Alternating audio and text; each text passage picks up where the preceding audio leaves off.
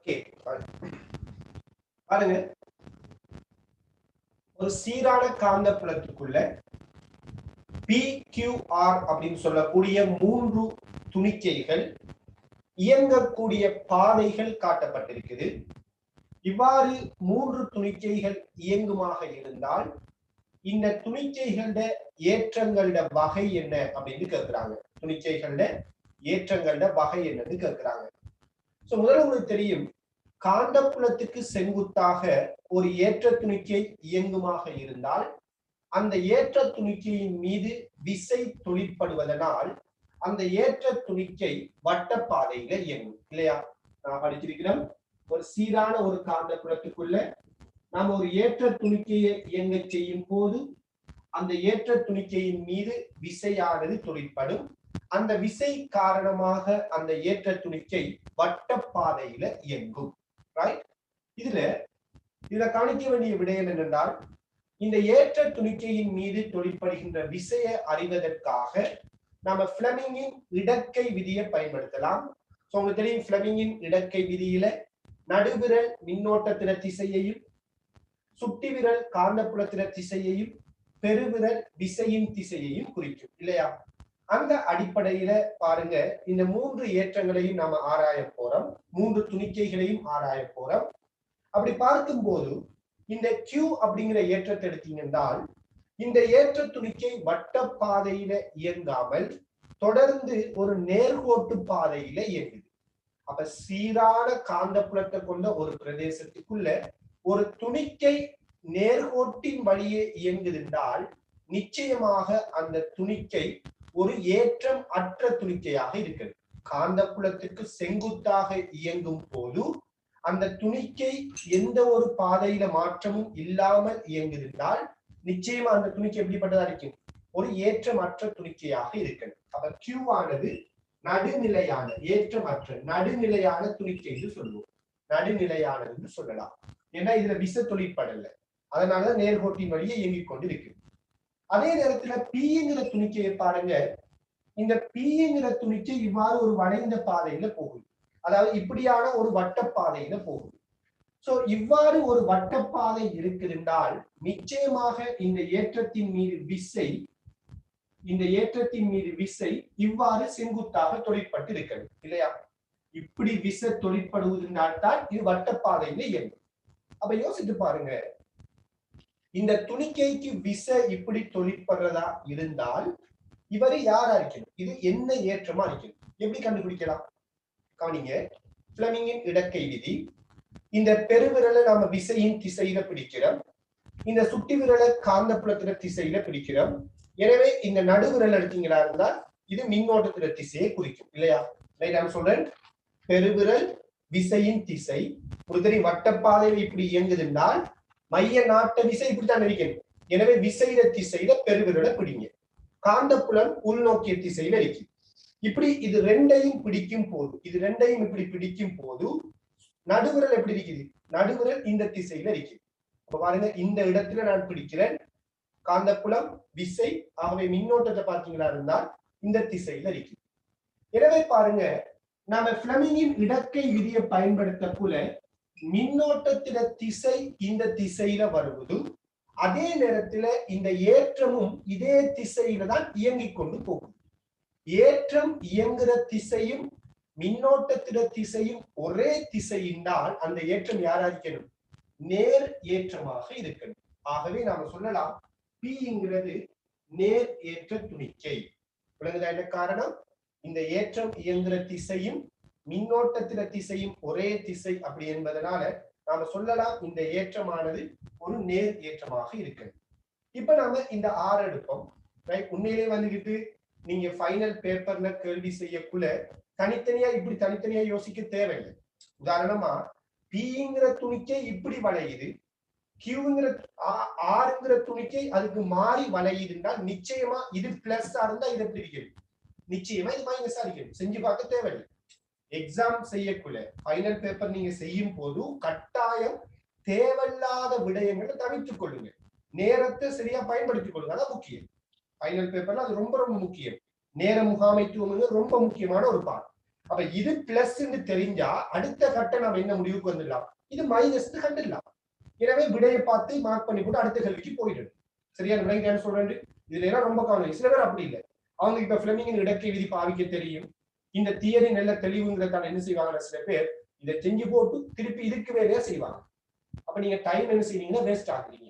அப்ப இது பிளஸ் இருந்தா நிச்சயமா இது மைனஸா இருக்கும். அவ்வளவுதான் விடையும். எனவே இப்ப நாம இதை பார்ப்போம், ஏன் இது மைனஸ் அடிக்குங்கிறத பார்ப்போம். பாருங்க, இந்த ஆறுங்கிற துணிக்கையை பாத்தீங்கன்னா இருந்தா இந்த பாதையில இயங்குது. உதாரணமா இந்த துணிக்கைக்கு இந்த இடத்துல தொழிற்படுற விசை எப்படி இருந்திருக்கும், வட்டப்பாதையில இயங்குதுன்றால் இந்த இடத்த விசை எப்படி இருந்திருக்கும், இதுக்கு செங்குத்தா மையத்தை நோக்கி இருந்திருக்கும், இப்படி இருந்திருக்கும் இல்லையா? இப்படி ஒரு வட்டப்பாதையா இருந்திருக்கு. அப்ப மையத்தை நோக்கிய திசையில விசை தொழிற்படும். அப்ப விசை இப்படி தொழிற்படுவது, காந்தப்புலம் உள்நோக்கி இருக்குது. அப்ப பாருங்க, பிளெமிங்கின் இடக்கை விதியை பயன்படுத்துறேன். காந்தப்புலம் உள்நோக்கி இருக்குது, காந்தப்புலம் உள்நோக்கி இருக்குது, காந்தப்புலம் உள்நோக்கி இருக்குது, ரைட்? விசை இவ்வாறு தொழிற்படுவது, விசை இந்த திசையில தொழிற்படுவது. சோ காந்தப்புலம் உள்நோக்கி, விசை இப்படினால் இந்த நடுவிரல் எப்படி வரும், இந்த திசையில வரும். விளங்குதா? நடுவிரல் இப்படி இருக்கு. சோ நடுவிரல் இந்த திசையில இருக்குதுன்றால் இது என்னத்தை சொல்ல வருவது, இந்த திசையில மின்னோட்டம் இருக்குதுங்கிறத சொல்லுது. சொல்லுங்க, இந்த திசையில மின்னோட்டம் இருக்குது, ஆனால் ஏற்றம் அதுக்கு எதிர் திசையில இயங்குது. ஏற்றம் இயங்குற திசைக்கு எதிர் திசையில மின்னோட்டம் உருவாகிறால் அந்த ஏற்றம் யாரா இருக்கணும், அந்த ஏற்றம் மறை ஏற்றமாக இருக்கிறது. ஏற்றம் இப்படி இயங்குது, ஆனா மின்னோட்டம் அதுக்கு எதிர் திசையில உருவாகுன்னு கண்டுபிடிக்கிறோம். பிளெமிங்கின் இடக்கை விதி, விசை காந்தப்புலம், அப்ப மின்னோட்டம் இப்படி வரும். எனவே மின்னோட்டம் இப்படி வருவது ஏற்றம் இயங்குற திசைக்கு எதிர் திசைங்கிறதால இது மறை ஏற்றம் என்று சொல்லலாம். அல்லது நாம படிச்சிருக்கிறோம் இடக்கையில உள்ளங்கை விதியை பயன்படுத்துறது இல்லையா, உள்ளங்கையை பயன்படுத்துறது. அதாவது காந்தப்புலம் உள்நோக்கி போகுதுன்றால் காந்தப்புலத்துக்கு செங்குத்தாக உள்ளங்கையை வைக்கணும், இப்படி படிச்சிருக்கிறோம். காந்தப்புலம் எப்படி இருக்கிறால் இதுக்கு செங்குத்தா உள்ளங்கையை பிடிக்கணும். பிடிக்கக்குள்ள இந்த சுட்டி விரல் இந்த பெருவிரல் விசைட திசையை பிடிக்குது. எனவே இது விசைட திசை, காந்தப்புலத்துக்கு செங்குத்தா உள்ளங்கையை கொடுக்கிறோம். எனவே இது மின்னோட்டத்துல திசையை குறிக்கும். அப்ப மின்னோட்டம் இந்த திசையில இருக்கும் இல்லையா? இப்படி நம்ம ரெண்டு மெத்தட்ல விசைட திசையை பிளெமிங்கின் இடக்கை விதியை பயன்படுத்துறத பார்த்திருக்கிறோம். சோ அந்த வகையில இது மறை ஏற்றம். ஓகே, இப்ப நம்ம அதுக்கு அடுத்த கேள்விக்கு போகலாம்.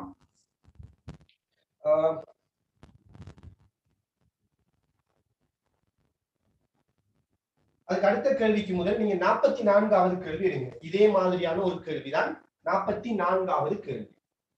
44வது கேள்வி எடுங்க. 2007ஆம் ஆண்டு 47வது கேள்வி. 44வது கேள்வி 2007 47.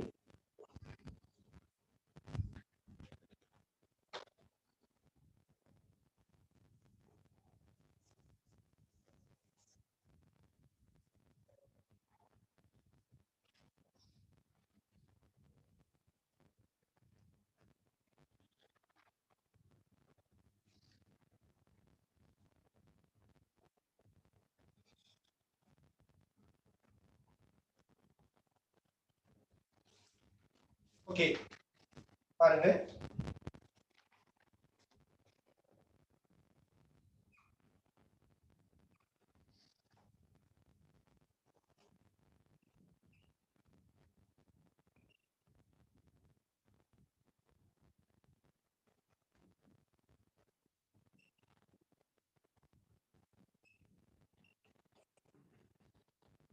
பாத்தீங்களா இருந்தா 3 விதமான கதிர்கள் ஏபிசி என்கிற பாதையில பயணிக்கலாம். 3 விதமான கதிர்கள் ஏபிசிங்கிற பாதையில பயணிக்குது. இவ்வாறு காந்தப்புலத்துக்குள்ள 3 விதமான கதிர்கள் இப்படி பயணிக்குதுனால் இந்த கதிர்களுக்கு பொருத்தமானது எது என்னன்னு கேட்கிறாங்க. அதாவது ஏபிசிங்கிற பாதைகளுக்கு பொருத்தமான கதிர்கள் என்ன அப்படின்னு கேட்கிறாங்க. சோ பொதுவா பாத்தீங்கன்னா இந்த கதிர்கள் தொடர்பான விடயத்தை நீங்க கதிர் தொழிற்பாடு அப்படிங்கிற பாடத்துல படிக்கலாம். சரியான பிசிக்ஸ்ல கடைசி பாடம் கதிர் தொழிற்பாட்டுல படிக்க முடியும். சில பேர் படிச்சிருப்பீங்க, ரைட்? இதுல உங்களுக்கு தெரியும் அல்பா அப்படிங்கிற கதிர் தொழிற்பாட்டுல ஒரு விளைவு எடுத்தீங்களா இருந்தால், அல்பாங்கிற துணிக்கை எடுத்தீங்களா இருந்தால், அல்பாங்கிற துணிக்கை நேர் ஏற்றத்தை கொண்டதா இருக்கும். அதே மாதிரி பீட்டாங்கிற துணிக்கைகள் எடுத்தமா இருந்தால் பீட்டாங்கிற துணிக்கை மறை ஏற்றத்தை கொண்டதாக இருக்கும். அதே போல கேமாங்கிற கதிர்கள் எடுத்தீங்களா இருந்தால் கேமா கதிர் எடுத்தீங்களா இருந்தால் இது ஒரு நடுநிலையானதாக இருக்கும். சரியான கதிர் தொழிற்பாட்டில் வெளியேறக்கூடிய அல்பா பீட்டா கேமாவுல அல்பா பிளஸ் பீட்டா மைனஸ் கேமாங்கிறது நடுநிலையானது. சரியான அந்த வகையில பாருங்க, இந்த ஏபிசிக்கு பொருத்தமான கதிர் துணிக்கைகள் என்ன இருக்கிறாங்க. முதலாவது நம்ம பார்த்த உடனே முடிவுக்கு வரலாம். காந்தப்புலம் இப்படி இருக்கக்குள்ள காந்தப்புலத்துல பாதையில மாற்றம் இல்லாம பயணிக்கிறது பிங்கிற பாதை. எனவே பிக்கு பொருத்தமான ஆள் கேமாவா இருக்கு இல்லையா. காந்தப்புலத்துல பாதிப்பு ஏற்படலைன்னா அது நடுநிலையான ஏற்ற துணிக்கை கேமாவா இருக்கு. அடுத்தது ஏ எடுப்போம். ஏய பாத்தீங்கன்னா ஏயின் மீது விசையை பாருங்க இப்படி தொழிற்படும் இல்லையா. விசை இப்படி தொழிற்படும். இப்படி வட்டப்பாதையில் இயங்குதுன்னு உதாரணம் இப்படி இருக்கு. விசை இப்படி தொழிற்படும். ரைட். எனவே காந்தப்புலத்துக்குள்ள இயங்கும் போது விசை இப்படி தொழிற்படும். இந்த படத்தை சரியாக்குறணும்.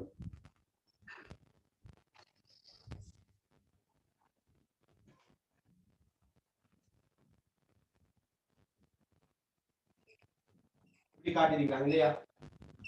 இப்படி காந்தப்புலத்துக்குள்ள இப்படி இயங்கும் போது விசை இந்த துணி ஏங்குற துணிக்கை இப்படி இயங்குதுன்னா இந்த ஏங்குற துணிக்கை என்ன அப்படின்னு கேட்கிறாங்க. பாருங்க, காந்தப்புலம் இப்படி இருக்குது, காந்தப்புலம் இப்படி இருக்குது. எனவே காந்தப்புலம் சுட்டி விரல், காந்தப்புலம் இப்படி இருக்குது. அதே நேரத்துல இதன் மீது தொழிற்படுற விசை எடுத்தீங்களா இருந்தா இந்த பக்கம் இருக்குது. சோ காந்தப்புலம் இப்படி இருக்குது, விசை இப்படி இருக்குது. எனவே பாத்தீங்களா இருந்தால் இந்த மின்னோட்டம் இந்த துணிக்கையின் மீது தொழிற்படுற மின்னோட்டத்தை எடுத்தமா இருந்தால் மின்னோட்டம் மேல் நோக்கிய திசையில வரும் இல்லையா.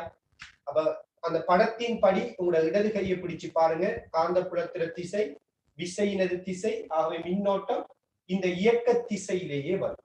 அப்ப ஏயின் மீதான மின்னோட்டம் இயக்க திசையிலேயே வாரதான இந்த ஏங்கிற துணிக்கை அல்பாவாக இருக்கணும் இல்லையா.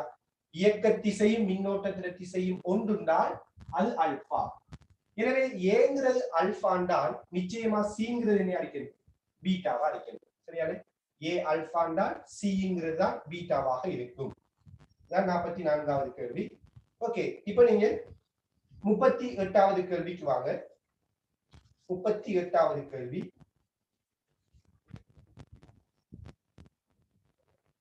ஒரு கூற்றோட தொடர்பு படுத்தி கேட்கிறாங்க.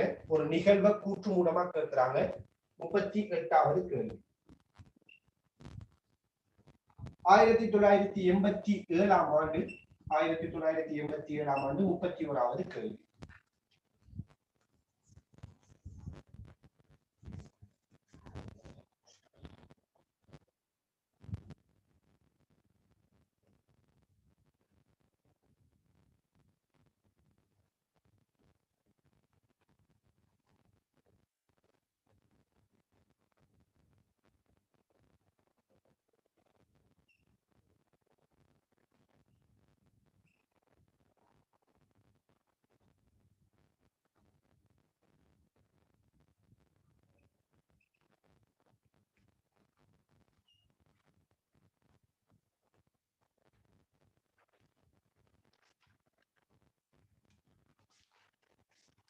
ஓகே, கவனிங்க. அடுத்த கேள்வி.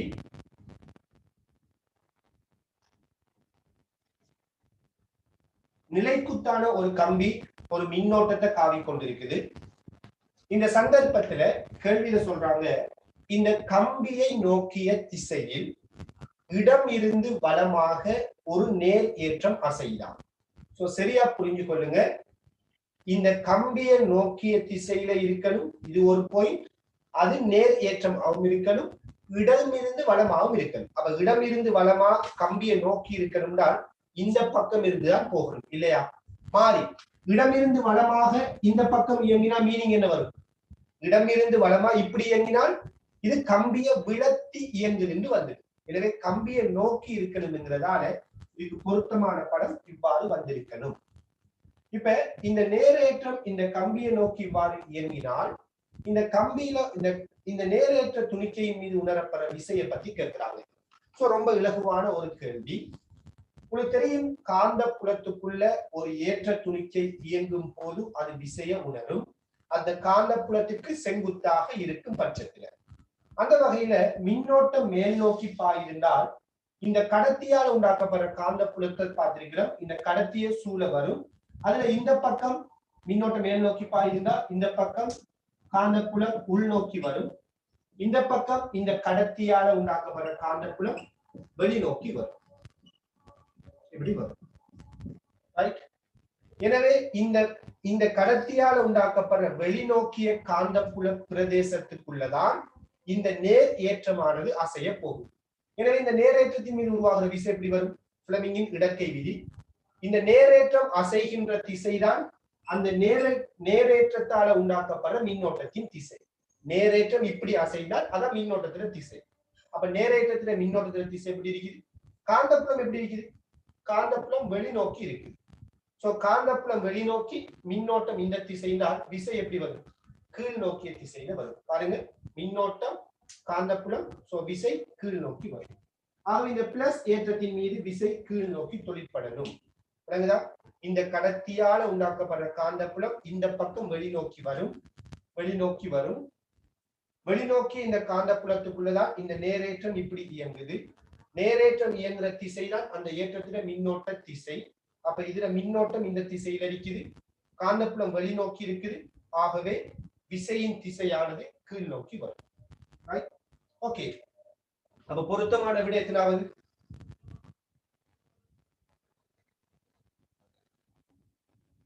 நான்காவதா இருக்கும். சரியான நான்காவதாக இருக்கும்.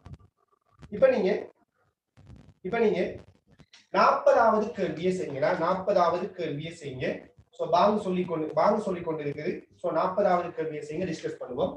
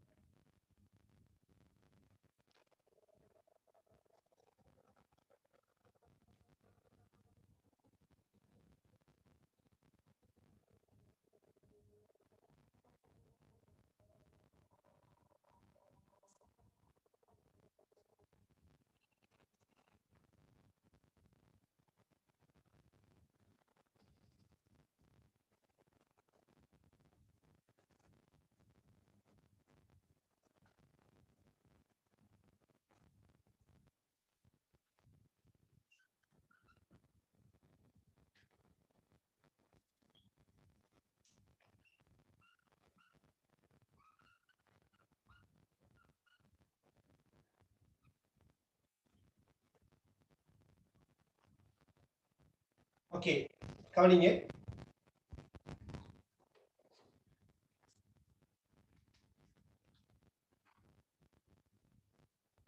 ஒரு மின்னோட்டத்தை காவக்கூடிய ஒரு கடத்தியை நோக்கி ஒரு பிளஸ் கியூங்கிற ஏற்றம் பிங்கிற வேகத்தோட இயங்கும் போது சரியா இந்த பிளஸ் கியூங்கிற ஏற்றம் இந்த கடத்தியிலிருந்து டிங்கிற தூரத்துல இருக்கும் போது இந்த ஏற்றத்தின் மீது தொழிற்படுகின்ற விசை என்ன அப்படின்னு கேட்கிறாங்க. சோ பாருங்க, காந்தப்புலத்துக்கு செங்குத்தாக ஒரு ஏற்றம் அசையுமாக இருந்தால் அந்த ஏற்றத்தின் மீது விசை தொழிற்படும், அப்படித்தானே? எனவே இந்த கடத்தியினூடாக மின்னோட்டம் மேல் நோக்கி பாயும் போதும் நிச்சயமா இந்த கடத்தியால ஒரு காந்தப்புலம் உருவாக்கப்படும், இல்லையா? அது எப்படி உருவாக்கும்? மின்னோட்டம் மேல் நோக்கி பாயிருந்தால் இந்த பக்கம் காந்தப்புலம் உள்நோக்கி வரும், இந்த பக்கம் காந்தப்புலம் வெளிநோக்கி வரும், இல்லையா? இந்த பக்கம் காந்தப்புலம் உள்நோக்கிய திசையில் இருக்கும், இங்கால காந்தப்புலம் வெளிநோக்கிய திசையில் இருக்கும். எனவே இந்த பிளஸ் கியூங்கிற இந்த ஏற்றம் உள்நோக்கிய காந்த புலத்தை கொண்ட பிரதேசத்துக்குள்ளதான் இயங்கிக் கொண்டு இருக்குது. ஆகவே இந்த ஏற்றத்தின் மீது விசை தொழிற்பட முடியும். சரி, இந்த ஏற்றத்தின் மீது தொழிற்படுற விசை என்ன திசையில வரும்? ஃப்ளெமிங்கின் இடக்கை விதியை பாவிக்கலாம் அல்லது உள்ளங்கையை பயன்படுத்தலாம். அப்ப பாருங்க, காந்தப்புலம் உள்நோக்கி போகுது. சோ நான் உள்ளங்கையை கொடுத்து இந்த காந்தப்புலத்தை தாங்குகிறேன். அடுத்து மின்னோட்டம் பிளஸ் கியூ ஏற்றம் இப்படி இயங்குதுனால் இந்த ஏற்றத்தால உண்டாக்கப்படுற மின்னோட்டம் என்னதான்? பிளஸ் கியூ இயங்குகின்ற அதே திசைதான். எனவே மின்னோட்டம் இந்த திசைதான். அப்ப காந்தப்புலத்துக்கு தாங்குற மின்னோட்டம் இந்த திசை. அப்ப விசை எப்படி வரும்? விசை கீழ் நோக்கி வரும். ஆகவே இந்த பிளஸ் கியூ ஏற்றத்தின் மீது விசை கீழ் நோக்கி தொழிற்படும். சரி, இந்த விசையினது பருமன் என்ன? இதுதான் அடுத்த கேள்வி. சொல்லுங்க, காந்தப்புலத்துக்குள்ள ஒரு ஏற்றம் இயங்கும் போது அந்த ஏற்றத்தின் மீது தொழிற்படுற விசைக்கான பொது சமன்பாடு என்ன? பி பி கியூ ஆக இருக்கு, இல்லையா? இதான் காந்தப்புலத்துக்குள்ள அசைகின்ற ஒரு ஏற்றத்தின் மீது தொழிற்படுகின்ற சமன்பாடு. இப்ப பிங்கிறது என்ன? இந்த ஏற்ற துணிக்கை எந்த பிரதேசத்துக்குள்ள அசையுதோ அந்த பிரதேசத்திட காந்தப்பாய அடர்த்தி. ஆகவே இந்த பிளஸ் கியூ ஏற்றம் இந்த கடத்தியிலிருந்து டி தூரத்துல இருக்குதுன்றால் இந்த டி தூரத்துல காந்தப்பாய அடர்த்தி என்னன்னு கண்டுபிடிக்கணும். அதாவது இந்த இடத்துல காந்தப்பாய அடர்த்தி என்னன்னு கண்டுபிடிக்கணும். எப்படி கண்டுபிடிக்கலாம்? உங்களுக்கு தெரியும், இந்த நேரிய கடத்தியிலிருந்து டி தூரத்துல உண்டாக்கப்படுகின்ற காந்தப்புல வலிமைக்கு சமன்பாடு படிச்சிட்டோம். மியூ ஐக்கு 2π r, இல்லையா? இதான சமன்பாடு. எனவே இந்த கடத்தியிலிருந்து எவ்வளவு தூரம்? டி தூரம், நேரிய கடத்தி. அப்ப மியூ ஐக்கு 2π d என்று வரும். இதுதான் இந்த கடத்தியினால் டி தூரத்துல உண்டாக்கப்படுகின்ற காந்தப்பாய அடர்த்திக்கான சமன்பாடு. சோ அதை பிரதியிடுவோம். மியூ ஐக்கு 2π d. அடுத்து ஏற்றத்தில வேகம் என்ன? v. ஏற்றத்தில பருமன் என்ன? q. அப்ப இதான் ஏற்றத்தின் மீது தொழிற்படுகின்ற விசையாக இருக்கும். சரியான? இதான் ஏற்ற துணிக்கை மீது தொழிற்படும் விசையாக அமையும். ரைட்? பொருத்தமான இடத்திலாவது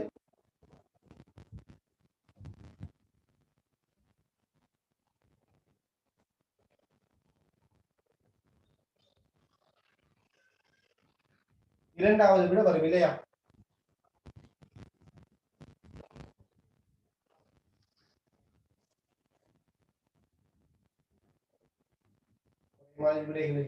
இதுதான் பொருத்தமான விட. கீழ் நோக்கிய திசையில இப்படி தொழிற்படும்.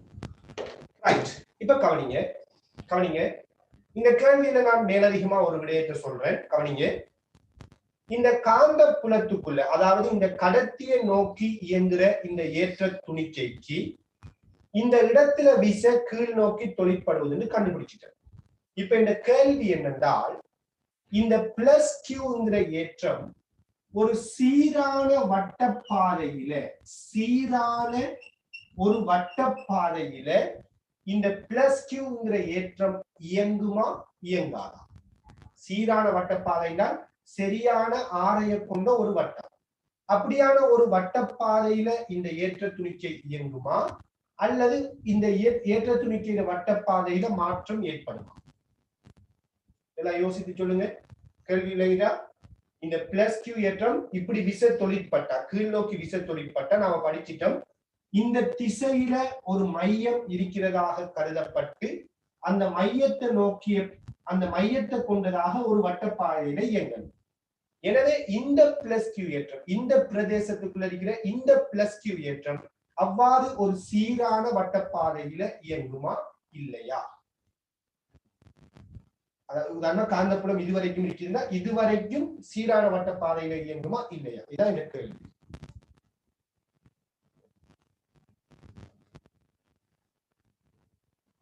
ஓகே, சரியான விடைகள் வந்து கொண்டிருக்குது. இந்த ஏற்ற துணிக்கை நிச்சயம் என்ன செய்யாது என்றால் ஒரு சீரான வட்டப்பாதையில இயங்காது. ஏன் சீரான வட்டப்பாதையில இயங்காது? உங்களுக்கு தெரியும், இந்த ஏற்ற துணிக்கை இந்த இடத்துல இருக்கக்கூடாதான். இந்த இடத்துல இருக்கும் போதுதான் இதன் மீது தொழிற்படுகின்ற காந்தப்பாய அடர்த்தி μi/2πd. அடுத்த கட்டம், இந்த ஏற்ற துணிக்கை இந்த இடத்திலிருந்து உதாரணமா இந்த இடத்துக்கு வந்துட்டுன்னு வச்சுக்கொள்ளுங்களேன். இந்த இடத்திலிருந்து இந்த இடத்துக்கு வரக்குள்ள இந்த பிரதேசத்துல காந்தப்பாய அடர்த்தி மாறி இருக்குமா இல்லையா? உங்களுக்கு தெரியும், இந்த கடத்தியிலிருந்து தூரத்துல இருந்தா காந்தப்புல வலிமை சிறியதா இருக்கு, இந்த கடத்தியிலிருந்து பக்கத்துல இருந்தால் காந்தப்புல வலிமை பெருசா இருக்கு. அதாவது கடத்தியிலிருந்து செங்குத்தான தூரத்தின் வழியே காந்தப்பாய அடர்த்தி மாறக்கூடியது. அதாவது இங்க இருக்கிற காந்தப்பாய அடர்த்தியும் இங்க இருக்கிற காந்தப்பாய அடர்த்தியும் சமன் இல்லை. சோ காந்தப்பாய அடர்த்தி இந்த பக்கம் வர வர மாறிக்கொண்டு இருக்கு. காந்தப்பாய அடர்த்தி மாறுதிருந்தால் அங்க தொழிற்படுற விசையும் என்ன செய்யும்? மைய நாட்ட விசையும் மாற்றம் அடையும். ஆகவே இந்த ஏற்ற துணிக்கை ஒரு சீரான வட்டப்பாதையில இயங்க முடியாது. விளங்குதா? அப்ப இந்த ஏற்ற துணிக்கை எப்படி இயங்காது? சீரான வட்டப்பாதையில இயங்காது. காரணம், இந்த பிரதேசத்துல காந்தப்பாயம் சீரானது இல்லை, காந்தப்பாயம் மாற்றம் அடைந்து கொண்டு செல்கின்றது. சரியான? ஓகே, இப்ப நாம அடுத்த ஒரு கேள்விக்கு வரோம். இப்ப நீங்க 41வது கேள்விக்கு வாங்க. 41 89ஆம் ஆண்டு 55வது கேள்வி. 41வது கேள்வி 1989ஆம் ஆண்டு 55வது கேள்வி.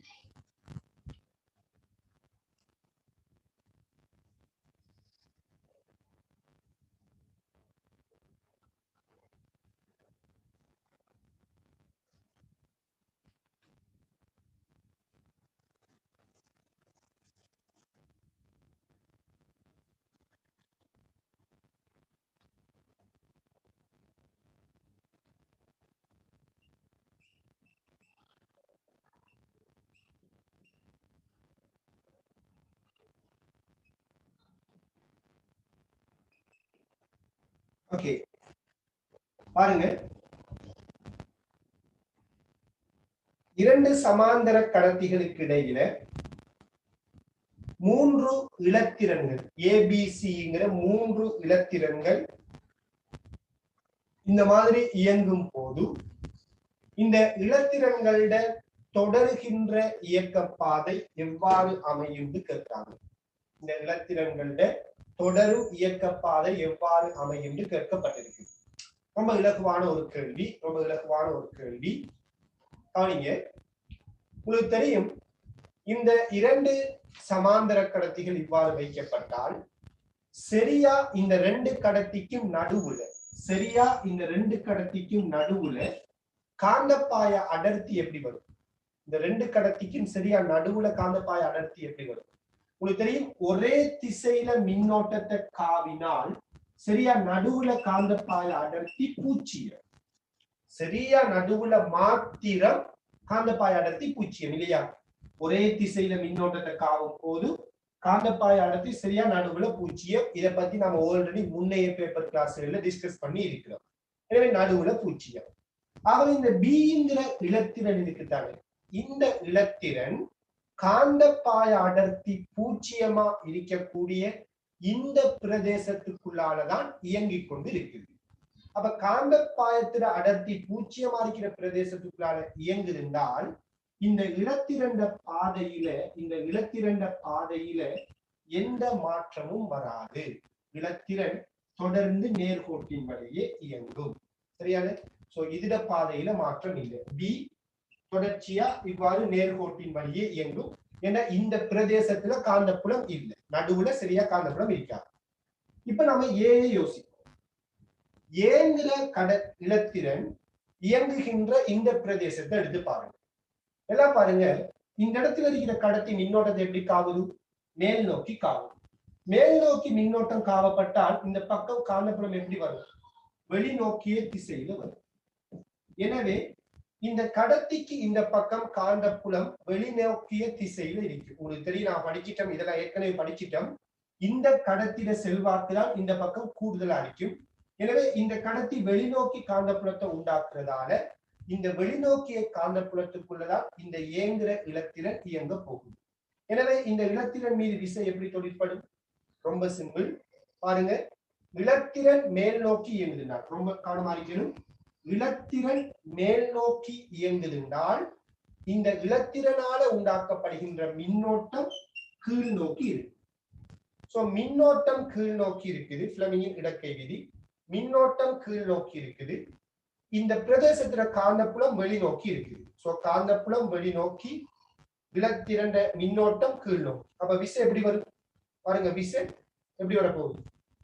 காந்தப்புலம், மின்னோட்டம், விசை இடப்பக்கம் வரும். எனவே இந்த இலத்திரன் மீது விசை இடப்பக்கம் தொழிற்படும். அப்ப விசை இடப்பக்கம் தொழிற்பட்டால் இந்த இலத்திரன் மேல் நோக்கி போற இலத்திரன் இயக்கப்பாதை எப்படி? மேல் நோக்கி போற இலத்திரன் இயக்கப்பாதை இவ்வாறு அமையும். சரியா? அப்ப இந்த இலத்திரன் இயக்கப்பாதை இப்படி வரும். அடுத்து இவர் எடுப்போம். முதல் சொல்லுங்க, இந்த பிரதேசத்துல காந்தப்புலம் எப்படி இருக்கும்? இந்த பிரதேசத்துல காந்தப்புலத்துல செல்வாக்கு யாரால தீர்மானிக்கப்படும்னால் இந்த கடத்தியால். சோ இந்த கடத்தியால இந்த பிரதேசத்துல உண்டாக்கப்படுற காந்தப்புலம் எப்படி வரும்? மின்னோட்டம் மேல் நோக்கி பாயுது. அப்ப காந்தப்புலம் உள் நோக்கி இருக்கு. எனவே இந்த சிங்கிற இலத்திரன் உள்நோக்கிய திசையில காந்தப்புலத்தை கொண்ட பிரதேசத்துக்குள்ள மேல் நோக்கி இயங்கும். உடனே நாம சொல்லலாம், வெளிநோக்கிய பிரதேசத்துக்குள்ள இந்த இலத்திரன் மேல் நோக்கி இயங்கும் போது விசை இப்படி தொழிற்பட்டால், உள்நோக்கிய பிரதேசத்துக்குள்ள இலத்திரன் அதே திசையில இயங்கும் போது விசை அதுக்கு எதிர் திசையில தொழிற்படும். இங்க இடப்பக்கம் தொழிற்பட்டா இங்க விசை வலப்பக்கம் தொழிற்படும். வேணா செக் பண்ணி பாருங்க. எனவே விசை இலத்திரன் மீது இப்படி தொழிற்பட்டால் இதுல இயக்கப்பாதை இப்படி வரும். சோ இதான் ஏ பி சிங்கிற ஏற்றங்களின் இயக்கப்பாதைகளாக அமையும். ரைட்? சோ பொருத்தமான விடை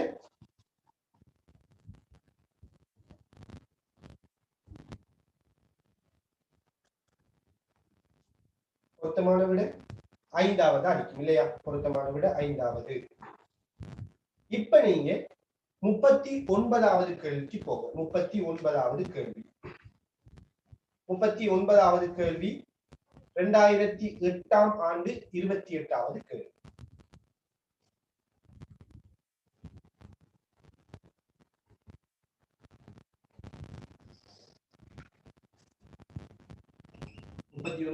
கேள்வி 2008-28.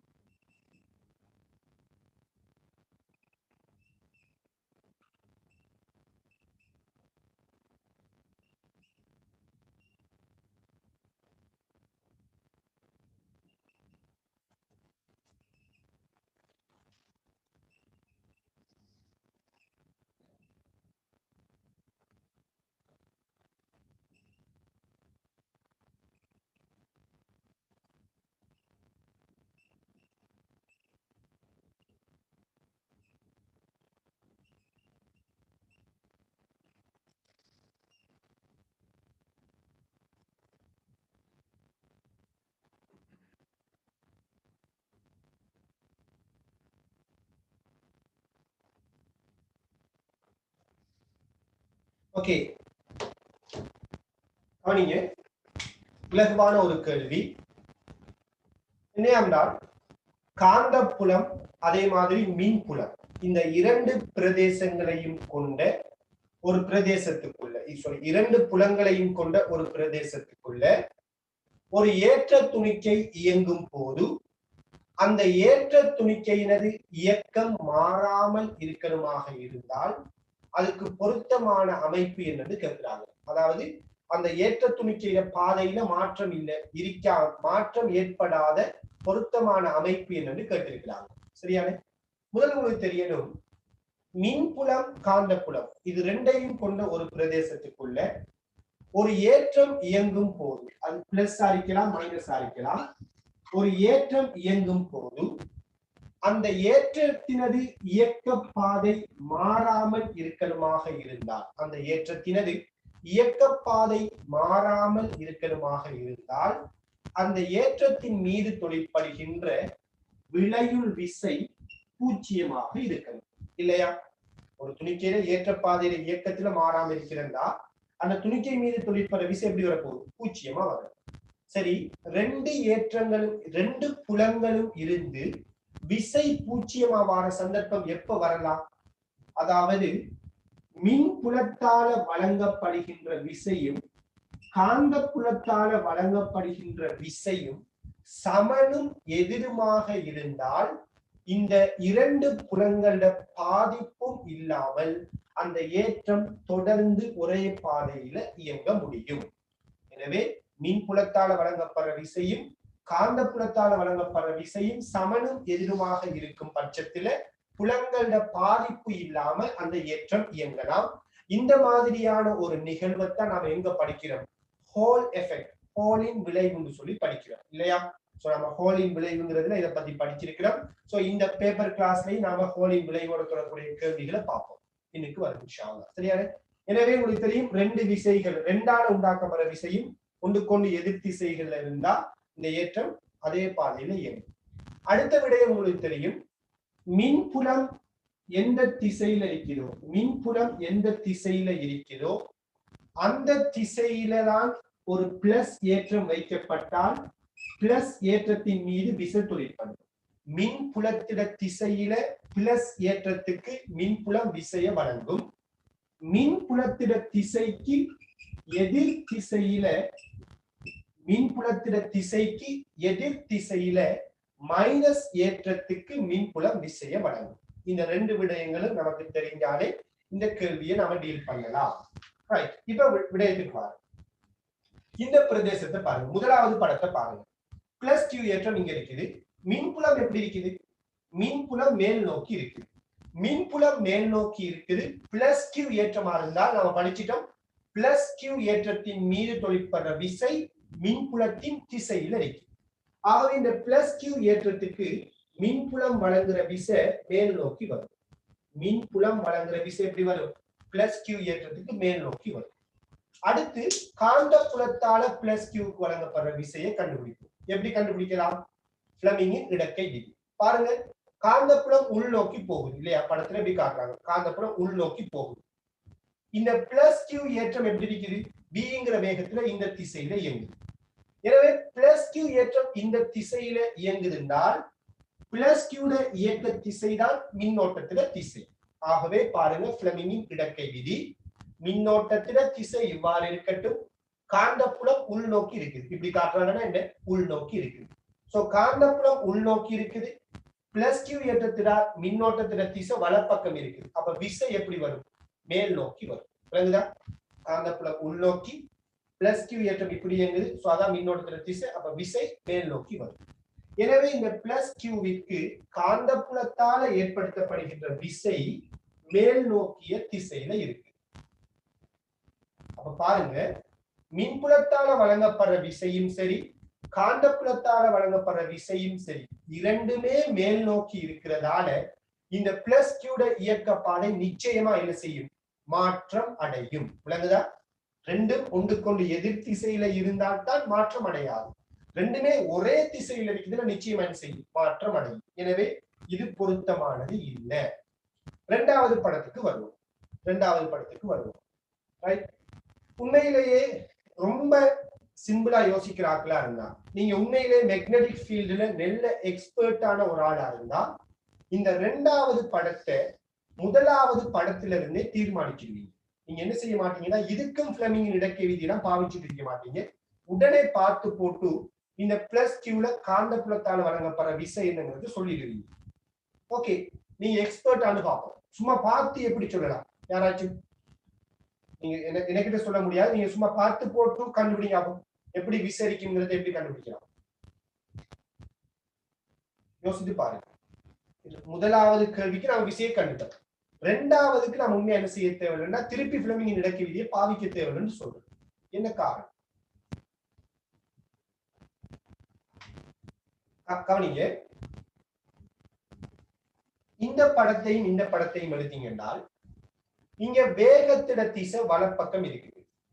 இதே பிளஸ் கியூ ஏற்றதுக்கு இங்க வேகத்திட திசை இடப்பக்கம் இருக்குது. இங்க காந்தப்புலம் உள்நோக்கி இருக்குது, இங்க காந்தப்புலம் வெளிநோக்கி இருக்குது. எப்பயுமே ஒரு ஏற்றத்தின் மீது காணப்படக்கூடிய வேகத்திட திசையும் காந்தப்புலத்திட திசையும் மாறுமாக இருந்தால், இரண்டுமே மாறுமா இருந்தால், காந்தப்புலமும் மாறணும் வேகமும் மாறணும், ரெண்டிட திசையும் மாறுமா இருந்தால் விசையினது திசை வந்துட்டு மாறாது. விசையினது திசை மாறாது. இதெல்லாம் பாருங்க, கையை வச்சு பாருங்க. இது மின்னோட்டம், வேகத்தில திசைன்னு எடுக்கலாம் இல்லையா? இது காந்தப்புலம். அப்ப இந்த காந்தப்புலத்தில திசையும் இந்த மின்னோட்டத்தில திசையும் இப்படி இருக்குன்னு வச்சுக்கொள்ளுங்க. காந்தப்புலம் இடப்பக்கம் வலப்பக்கம் இருக்குது, மின்னோட்டம் வெளிநோக்கி இருக்குது. இது ரெண்டும் இப்படி இருக்க விசை எப்படி இருக்குது? மேல் நோக்கி இருக்குது. இப்ப நான் இது ரெண்டிட திசையையும் மாத்த போறேன். இது ரெண்டிட திசையையும் மாத்த போறேன். காந்தப்புலம் எப்படி வரணும்? வலப்பக்கம் இடப்பக்கம் வரணும். மின்னோட்டம் வெளிநோக்கி வந்தது உள்நோக்கி வரணும். சரியான? பாருங்க, காந்தப்புலம் வலப்பக்கம் வரணும், மின்னோட்டம் வெளிநோக்கி வந்தது உள்நோக்கி வரணும். இப்ப பாருங்க, இப்பயும் விசைட திசை எப்படி இருக்குதுன்னா மேல் நோக்கி தான் இருக்கு. எனவே நாம என்ன சொல்றோம்னா, கை வச்சு பாருங்க, நீங்க கேமராவில் காட்டுறது கொஞ்சம் கஷ்டம். அதாவது நான் என்ன சொல்றேன்னா, இது ரெண்டையுமே நீங்க மாத்தினீங்கன்னா, காந்தப்புலத்திற திசையையும் வேகத்திற திசையையும் நீங்க மாத்தினீங்கன்னால் விசைட திசை மாறாது.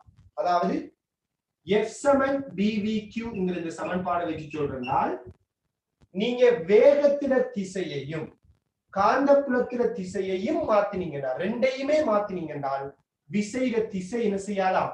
மாறாதாம். சரியான? செக் பண்ணி பாருங்க. ரைட்?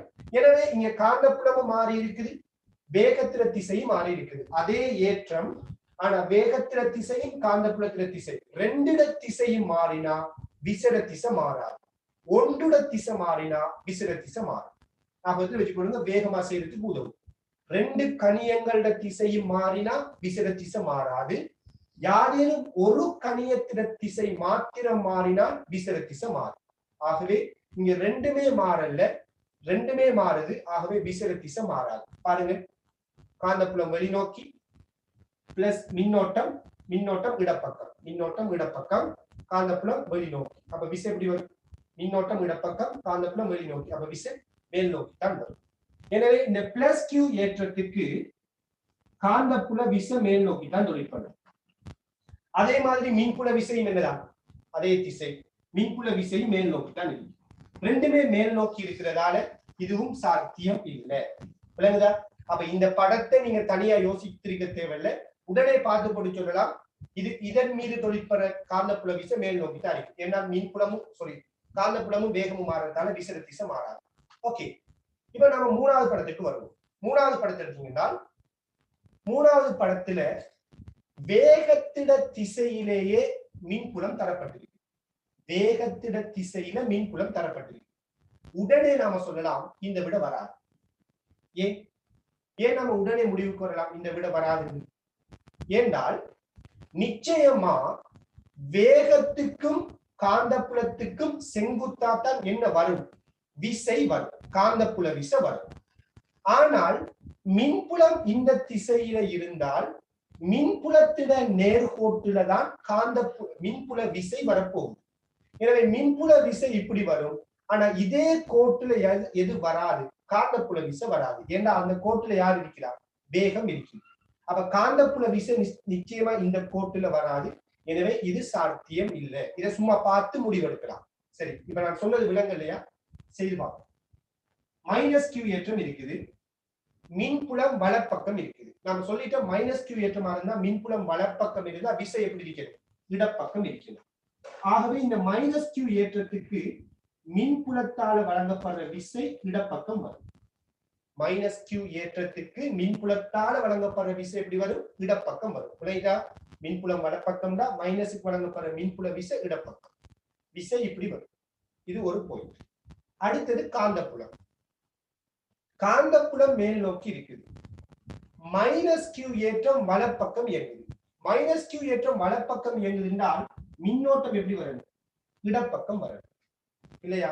சோ மின்னோட்டம் இடப்பக்கம், காந்தப்புலம் மேல் நோக்கி. அப்ப விசை எப்படி வரும் பாருங்க. ஃப்ளெமிங்கின் இடக்கை விதி. காந்தப்புலம் மேல் நோக்கி, ரைட்? மின்னோட்டம் எப்படிப்பட்டது? இடப்பக்கம். அப்ப விசை எப்படி வரும்? காந்தப்புலம் மேல் நோக்கி, மின்னோட்டம் இடப்பக்கம். அப்ப விசை எப்படி வரும்? விசை உள்நோக்கி வரும். எனவே இந்த மைனஸ் கியூ ஏற்றத்துக்கு காந்தப்புல விசை உள்நோக்கி தொழிற்படும். சோ காந்தப்புல விசை உள்நோக்கி தொழிற்படுவது, மின்புல விசை இடப்பக்கம் தொழிற்படும். இப்படி இருக்கு. காந்தப்புல விசை உள்நோக்கி, மின்புல விசை இடப்பக்கம். ஆகவே இந்த ரெண்டு விசைகளும் ஒன்றுக்கொண்டு எதிராளிக்குதா? இல்ல. ஆகவே இது சாத்தியம் இல்லை. விளங்குதா? அதைத்தான் நான் சிம்பிளா சொன்னேன். வேகத்திட திசையும் மின்புலத்திட திசையும் ஒன்றாளிக்கிறதால மின்புலத்திட திசையிட அந்த கோட்டுல தான் மின்புல விசை வரும். ஆனா வேகத்திட திசைக்கு செங்குத்தாத்தான் காந்தப்புல விசை வரும். எனவே சமநிலை சாத்தியப்படாது. அதாவது சமண எதிர்மான விசை சாத்தியப்படாது. அப்ப காந்தப்புல விசை இங்க உள்நோக்கி வரும், மின்புல விசை இடப்பக்கம் வரும். சாத்தியம் இல்லை. அடுத்தது நான்காவது சந்தர்ப்பத்தை எடுப்போம். நான்காவது சந்தர்ப்பத்தை எடுத்தீங்கன்னா இதுல பாருங்க, இந்த நான்காவது படத்தை நீங்க என்ன செய்யக்கூடாது? இதே மாதிரி தனித்தனியா ஆராயக்கூடாது. ஏன்? நான்காவது படத்தை தனித்தனியா ஆராயக்கூடாதுன்னு சொல்றேன். டைம் வேஸ்ட் ஆகும். ஆல்ரெடி இந்த கேள்வி கொஞ்சம் டைம் வேஸ்ட் ஆகும். அப்படி இருக்க நான்காவது படத்துக்கு நீங்க திருப்பி தனியா ஆராய்வீங்களா? இன்னும் டைம் வேஸ்ட் ஆகும். அப்ப எப்படி டைம் மேனேஜ் பண்ணலாம்? எல்லாம் பாருங்க, இதே படம் தான். முதலாவது படமும் நான்காவது படமும் ஒன்றுதான். ஒரே ஒரு வித்தியாசம். இது பிளஸ் ஏற்றம், இது மைனஸ் ஏற்றம். எனவே ஏற்றம் மட்டும் மாறினால், காந்தப்புலத்துல பாருங்க, இந்த சமன்பாட்டுல இந்த ஏற்றம் மட்டும் மாறினால் நிச்சயமா விசை என்ன செய்யும்? மாறும். இங்க பிளஸ் ஏற்றம், இங்க மைனஸ் ஏற்றம். ஏற்றம் மாறுகின்றால் விசையினது திசை மாறும். அடுத்தது மின்புலத்தை பொறுத்த வரையிலையும் ஏற்றம் மாறினால் மின்புலத்தால உண்டாக்கப்படுற விசையும் என்ன செய்யும்? மாறும். அதாவது பிளஸ் ஏற்றத்துக்கு விசை மேல் நோக்கி வரும், இந்த மைனஸ் ஏற்றத்துக்கு விசை எப்படி வரும்? கீழ் நோக்கி வரும். எனவே நான் என்ன சொல்றேன்னால், இங்க இந்த ரெண்டு படத்திலையும் ஏற்றம் மட்டும் மாறுது. எனவே ஏற்றம் மட்டும் மாறினால் விசையினது திசை மாறும். ஆகவே இந்த மைனஸ் கியூ ஏற்றத்துக்கு காந்தப்புல விசை எடுத்தீங்கன்னா, இங்க காந்தப்புல விசை மேல் நோக்கின்றால் இங்க காந்தப்புல விசை கீழ் நோக்கி. அதே மாதிரி இங்க மின்புல விசை மேல் நோக்கின்றால் இங்க மின்புல விசை கீழ் நோக்கி. அப்ப மின்புல விசையும் காந்தப்புல விசையும் இங்க கீழ் நோக்கி இருக்கிறதால இதுவும் சாத்தியம் இல்லாத ஒன்று. இங்க ரெண்டு விசை மேல் நோக்கி, இங்க ரெண்டு விசையும் கீழ் நோக்கி. சரியான? அப்ப நான்காவது சாத்தியம் இல்லை. இப்ப கடைசி அடிக்கிறது யார் மட்டும்தான்? ஐந்தாவது மட்டும். இப்ப நம்ம ஐந்தாவது பார்ப்போம்.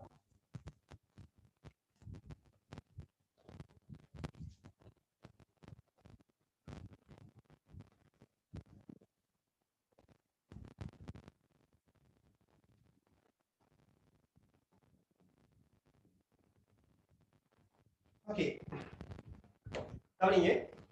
மைனஸ் கியூ ஏற்றம் இந்த மாதிரி தந்திருக்கிறாங்க. அப்ப தொழிற்பெற விசை எப்படி இருக்கு? சோ இதையும் நாம இதை வச்சுக்கொண்டு யோசிக்கலாம். இதையும் இதுக்கு முதல் படத்தை வச்சுக்கொண்டு யோசிக்கலாம். தனியா யோசிக்க தேவை. மைனஸ் கியூ ஏற்றம், காந்தப்புலம், வேகம் இது மாறலையே. காந்தப்புலத்தில திசை, வேகத்தில திசை. காந்தப்புலத்தில திசை, வேகத்தில திசை மாறல. மைனஸ் கியூ ஏற்றம் தான், இங்கேயும் மைனஸ் கியூ ஏற்றம் தான். எனவே காந்தப்புல விசை எப்படி வரும்? காந்தப்புலம் மாறல, வேகம் மாறல, ஏற்றம் மாறல என்றால் இங்க காந்தப்புல விசை கீழ் நோக்கினால் இங்கேயும் காந்தப்புல விசை இப்படித்தான் வரும். இங்கேயும் காந்தப்புல விசை கீழ் நோக்கித்தான் வரும். காந்தப்புல விசை கீழ் நோக்கி வரும். அதே நேரத்துல இங்க மின்புலம் எப்படி இருக்குது? மின்புலம் கீழ் நோக்கி இருக்குது. அப்ப -q ஏற்றத்தை பொறுத்தவரையில மின்புலம் கீழ் நோக்கி இருந்தால் மின்புல விசை அதுக்கு எதிர் திசையில வரும். அப்ப மேல் நோக்கி வரும். சோ மின்புல விசை மேல் நோக்கி வருவது, காந்தப்புல விசை கீழ் நோக்கி வருவது. ஆகவே ஒன்றுக்கொண்டு எதிராக விசை வாரதால அந்த ரெண்டு விசையும் சமனாக இருந்திருந்தால் இவ்வாறு மாறாம இயங்குறது சாத்தியம். எனவே பொருத்தமான விட 5வதா இருக்கு. சரியான? எனவே இப்படியான கேள்விகளை பொறுத்தவரையில நீங்க ஒவ்வொரு படத்துக்கும் தனித்தனியா ஒவ்வொன்றையும் செய்து பார்த்து செய்ய முற்படுவீங்களா இருந்தால் உங்களுக்கு நேரம் வந்துட்டு என்ன செய்யும்? கூடுதலா விரயமாகும். கட்டாயம் நீங்க ஒரு படத்தை ஆராய்ஞ்சதுக்கு பிறகு அந்த படத்திலிருந்து அடுத்தடுத்த படங்களுக்கு முடிவுகளை எடுக்க முடியுமான்னு யோசிங்க. உதாரணமா முதலாவது படத்திலிருந்து நாம 2வது படத்துக்கு முடிவு வந்தோம். முதலாவது படத்திலிருந்து 4வது படத்துக்கு நாம முடிவெடுக்கிறோம். 4வது படத்திலிருந்து 5வது படத்துக்கு நாம முடிவெடுக்கிறோம் இல்லையா? எனவே எல்லாத்துக்கும் தனித்தனியா கையெல்லா வச்சு யோசிச்சுட்டு இருக்காம ஒரு படத்திலிருந்து அல்லது 2 படத்திலிருந்து ஏனைய படங்களுக்கான விசைகள திசையை கண்டுபிடிக்க ட்ரை பண்ணுங்க. டைமை நாம மேனேஜ் பண்ணலாம். ரைட்? ஓகே.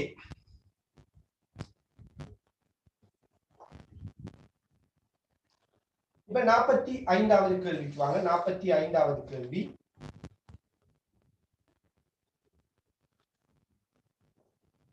ஆண்டு 22வது கேள்வி.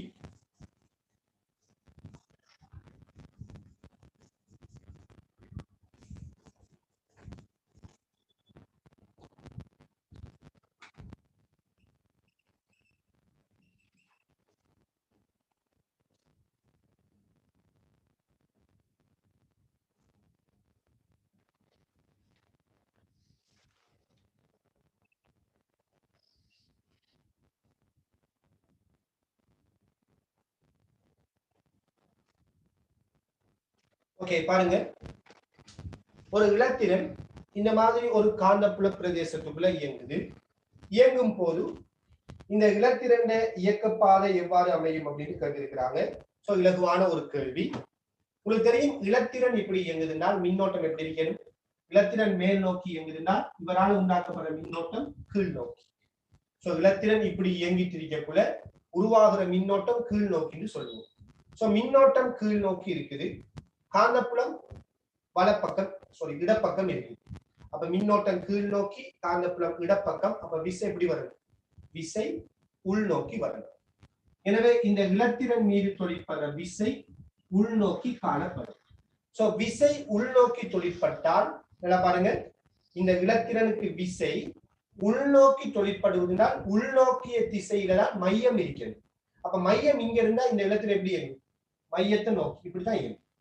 இது மையமாக கொண்டு வட்டப்பாதை இப்படி இயங்கும். ஆகவே இந்த இலத்திரன் இயக்க பாதை உள்நோக்கிய திசையிலான ஒரு வட்டப்பாதையாக அமையும். விளங்குதா? சோ இலகுவான ஒரு கேள்வி. அடுத்த கேள்வி 46வது கேள்வி. 94ஆம் ஆண்டு 31வது கேள்வி. 46வது கேள்வி 94ஆம் ஆண்டு 31வது கேள்வி.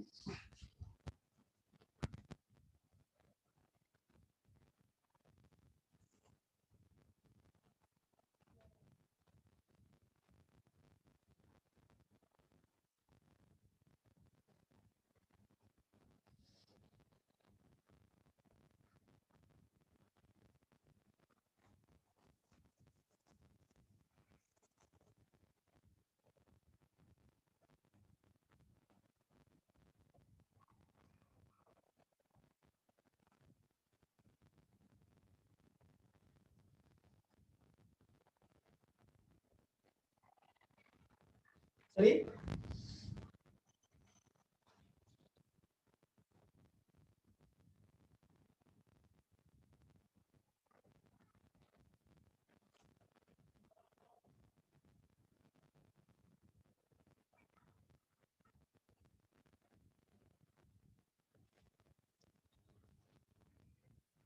ஓகே பாருங்க.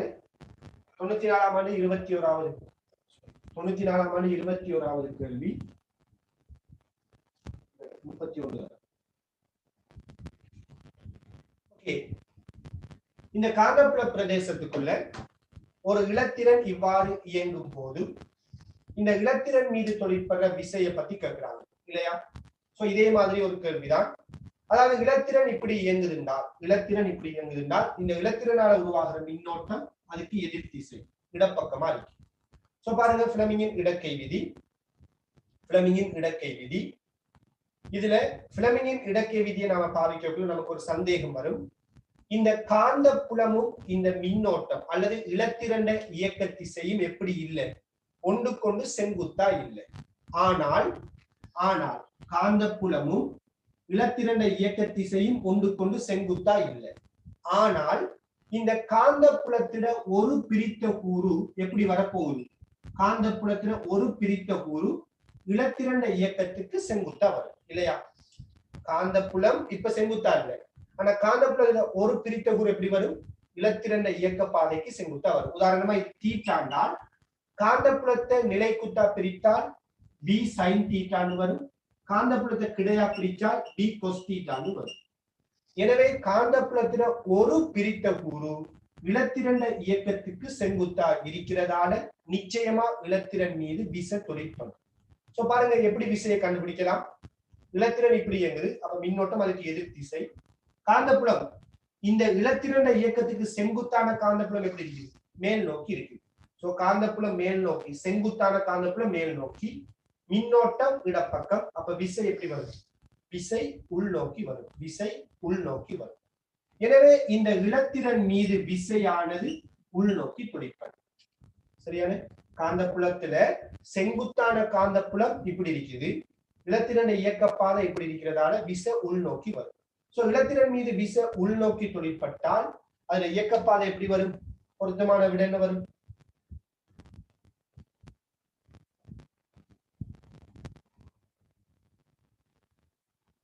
பொருத்தமான விட முதலாவதா இருக்கும் இல்லையா? தாளிக்கு உட்செல்லும் செவ்வன் வழியே இருக்கு. அப்ப தாளுக்கு உள்நோக்கிய திசையில இருக்குன்னு சொல்றாங்க. ரைட்? பொருத்தமான விட முதலாவது. அடுத்து 47வது கேள்வி எடுங்க. 2002ஆம் ஆண்டு 55வது கேள்வி. 47.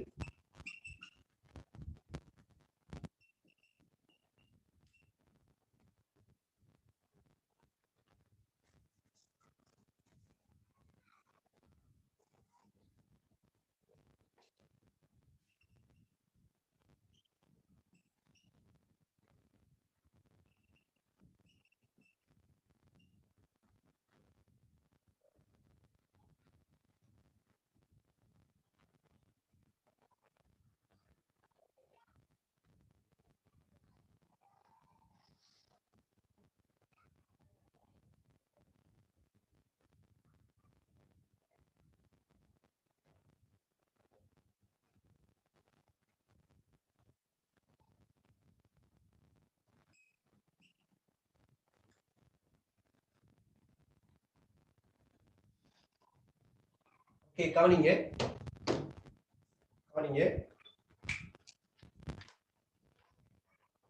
ஒரு நேர் ஏற்றம் மேல் நோக்கிய திசையில இயங்குற இடத்துல மேல் நோக்கிய திசையில இயங்குது.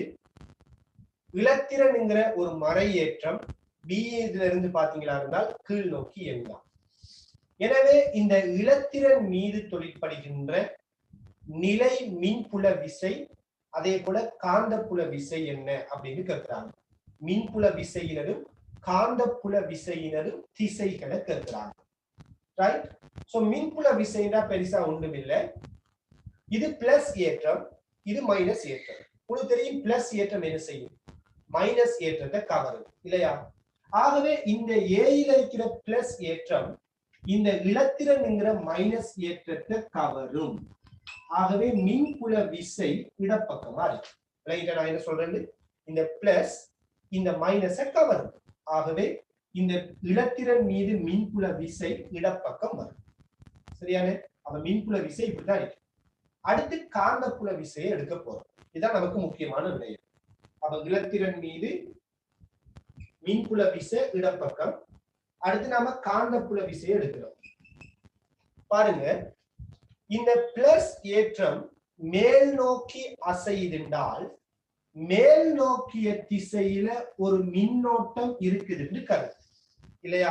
பிளஸ் ஏற்றம் மேல் நோக்கி இருக்குதுன்றால் இயங்குதுன்றால் மேல் நோக்கிய திசையில ஒரு மின்னோட்டம் இருக்குதுன்னு கருத்து. உங்களுக்கு தெரியும், மேல் நோக்கிய திசையில இந்த ஏற்றம் இயங்கும் போது, மேல் நோக்கிய திசையில மின்னோட்டம் இருக்கும் போது காந்தப்புலம் எப்படி உருவாகும்? இந்த ஏற்றத்தில இயக்க பாதையை சூழ்ந்து உருவாகும். அதாவது ஒரு கடத்தியில மின்னோட்டம் பாயிற மாதிரி யோசிக்கலாம். பிளஸ் ஏற்றம் இப்படி இயங்கக்குள்ள உருவாகிற மின்னோட்டத்தை ஒரு கடத்தில மின்னோட்டம் போல யோசிக்கலாம். அப்படி யோசித்தால் இந்த பக்கம் காந்தப்புலம் உள்நோக்கி வரும், இந்த பக்கம் காந்தப்புலம் வெளிநோக்கி வரும். விளங்குதா? இந்த பிளஸ் இந்த கடத்தில இந்த ஏற்றத்திட மின்னோட்டத்தால இந்த ஏற்றத்திட மின்னோட்டத்தால உருவாகிற காந்தப்புலம் இந்த பக்கம் உள்நோக்கி இந்த பக்கம் வெளிநோக்கி. ஏன்னா மின்னோட்டம் மேல் நோக்கி காந்தப்புலம் உள்நோக்கி வரும், இங்க வெளிநோக்கி வரும். இப்ப யோசிங்க, இந்த ஏற்றத்தில மின்னோட்டத்தால உருவாகிற காந்தப்புலம் இந்த பக்கம் எப்படி இருக்குது? உள்நோக்கி இருக்குது. இவ்வாறு இவர் உண்டாக்குற இந்த காந்தப்புல பிரதேசத்துக்குள்ளதான் இந்த இலத்திரன் கீழ் நோக்கி இயங்கு. இலத்திரன் கீழ் நோக்கி இயங்குது என்றால் இவரால் உண்டாக்கப்படுற மின்னோட்டம் எப்படி வரும்? மேல் நோக்கி வரும். இலத்திரன் கீழ் நோக்கி இயங்குது என்றால் இவரால் உண்டாக்கப்படுற மின்னோட்டம் எப்படி வரும்? மேல் நோக்கி வரும். இப்ப பாருங்க, பிளமிங்கின் இடக்கை விதிய இலத்திரனுக்கு பாவிப்போம். காந்தப்புலம் உள்நோக்கி இருக்குது, மின்னோட்டம் மேல் நோக்கி இருக்குது. காந்தப்புலம் உள்நோக்கி, மின்னோட்டம் மேல் நோக்கி. அப்ப விசை எப்படி வரும்? விசை இடப்பக்கம் வரும். எனவே இந்த இலத்திரன் மீது காந்தப்புல விசை இடப்பக்கம் தான் தொழிற்படும். அவன் மின்புல விசையும் காந்தப்புல விசை இந்த ரெண்டு விசையுமே இடப்பக்கம் தொழிற்படும். சரியான? ரொம்ப இலகுவான கேள்வி. இந்த இலத்திரன் இயங்குற பிரதேசம் காந்தப்புல பிரதேசம். அந்த காந்தப்புல பிரதேசம் நம்ம எப்படி கண்டுபிடிக்கிறோம்னா, பிளஸ் ஏற்றம் மேல் நோக்கி இயங்குதுன்னா இந்த திசையில ஒரு மின்னோட்டம் உருவாகும். பிளஸ் ஆல உண்டாக்கப்படுற இந்த மின்னோட்டத்தால ஒரு காந்தப்புலம் வரும். அந்த காந்தப்புலம் இந்த பக்கம் உள்நோக்கி இருக்கு. அப்ப உள்நோக்கிய காந்தப்புலத்துக்குள்ள இலத்திரன் கீழ் நோக்கி இயங்குறதால பிளமிங்கின் இடக்கை விதிப்படி விசை இடப்பக்கமா தொழிற்படும். அப்ப ரெண்டு விசையும் ஒரே திசையில தொழிற்படும். சரியா? ஓகே. அப்ப பொருத்தமான விட எத்தனாவது?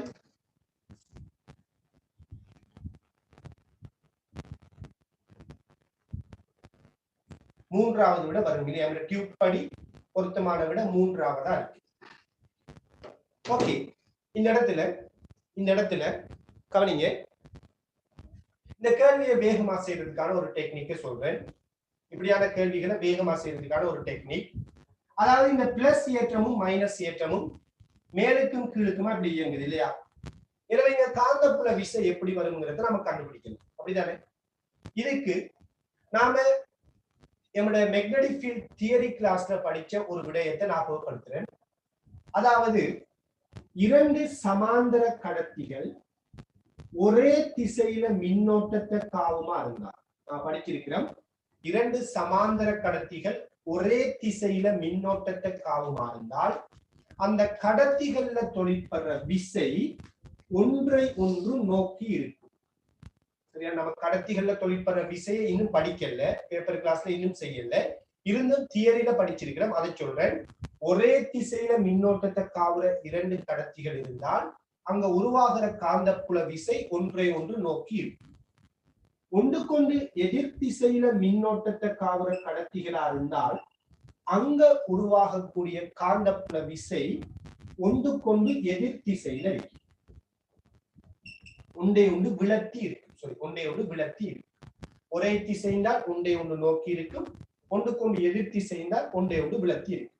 இப்படி நாம சமாந்தர கடத்திகளை பத்தி படிச்சிருக்கலாம் இல்லையா?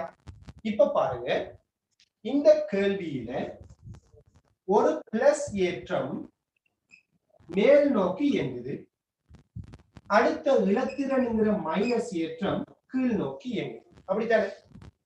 இப்ப யோசிங்க, பிளஸ் ஏற்றம் மேல் நோக்கி இயங்கினால் இந்த பிளஸ் ஆல உண்டாக்கப்படுற மின்னோட்டம் என்ன திசை? பிளஸ் ஆல உண்டாக்கப்படுற மின்னோட்டம் மேல் நோக்கிய திசை தான். இந்த மைனஸ் ஏற்றம் கீழ் நோக்கி இயங்குதென்றால் இந்த மைனஸால உண்டாக்கப்படுகின்ற மின்னோட்டம் என்ன திசை? மேல் நோக்கிய திசை. இப்ப பாருங்க, இவரால உண்டாக்கப்படுற மின்னோட்டமும் மேல் நோக்கி, இவரால உண்டாக்கப்படுற மின்னோட்டமும் என்ன? மேல் நோக்கி. ஒரே திசையில மின்னோட்டத்தை கவர இரண்டு கடத்திகள் இருந்தால் அங்க விசை ஒன்றை ஒன்று நோக்கி இருப்பது போல ஒரே திசையில இங்க மின்னோட்டம் இருப்பதனால் இங்க தொழிற்படக்கூடிய காந்தப்புல விசையும் ஒன்றை ஒன்று நோக்கியே காணப்படும். ஆகவே இந்த இடத்திறன் மீது தொழிற்படுற காந்தப்புல விசை இடப்பக்கமாகத்தான் இருக்கும் என்கிற முடிவுக்கு வரலாம். மின்னோட்டம் சமாந்தர கடத்திகள் உண்டாக்கப்படுற விசையை வச்சு இந்த கேள்வியை யோசித்தா நாம வேகமா செய்ய முடியும். ஓகே, அடுத்து 48, 49, 50 வேகமா செய்ய. ஏற்ற துணிக்கைகளுக்குரிய விசையோட தொடர்புடைய கேள்விகள் முடிய போகுது. 48, 49, 50 மூணையும் செய்யுங்க. ஆல்ரெடி செய்திருப்பீங்க.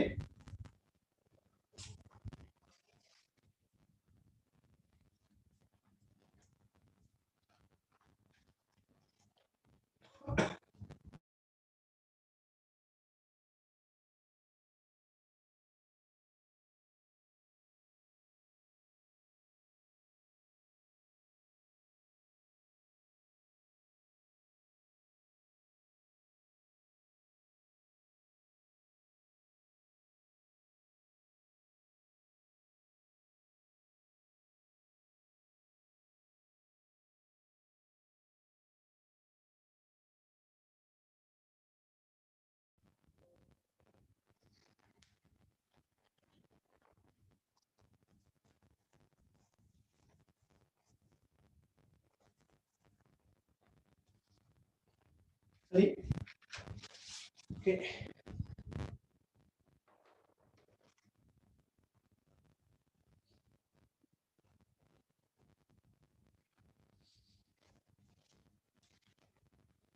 முதலாவது 48வது கேள்வி. நான் நினைக்கிறேன் 48வது கேள்வி ஒரு இலகுவான கேள்வி, நீங்க செய்திருக்கலாம் நினைக்கிறேன். 48க்கு பொருத்தமான விட என்ன? 48க்கு பொருத்தமான விட காந்தப்புலம் உள்நோக்கி இருக்குது,